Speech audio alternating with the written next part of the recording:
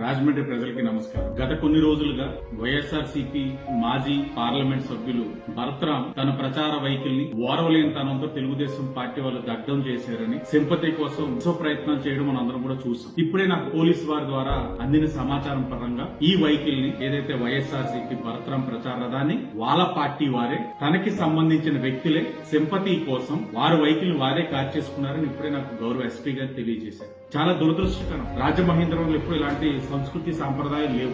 అసలు ఎప్పుడు ఈ టైప్ సంస్కృతి రాజమహేంద్రవరంలో ఎప్పుడు లేవు. ఓటమి భయంతో ఓరవలేని తనంతో ప్రజల్లోకి సింపతి తెచ్చుకోవడానికి ఇలాంటి చీప్ పాలిటిక్స్ వైసీపీ వాళ్ళు చేస్తారని మాత్రం నేను ఎప్పుడు కూడా ఊహించలేదు. వీరి యొక్క చీప్ పాలిటిక్స్ రాజమండ్రి ప్రజలకే కాదు, రాష్ట్రంలో అందరికీ తెలియాలి. వైసీపీ పార్టీ వారు వారి ప్రచార రథాలను వాళ్ళే కాల్చేసుకొని దాన్ని మళ్ళీ తెలుగుదేశం పార్టీ వారికి ఆపాదిస్తూ ప్రజల్లోని ఇది ఒక విధమైన పాలిటిక్స్ తోటి సింపతి పాలిటిక్స్ తోటి ప్రజల్లోకి రావడానికి ప్రయత్నాలు చేస్తా ఉన్నారు. అది ప్రజలకి తెలియాల్సిన అవసరం ఉంది.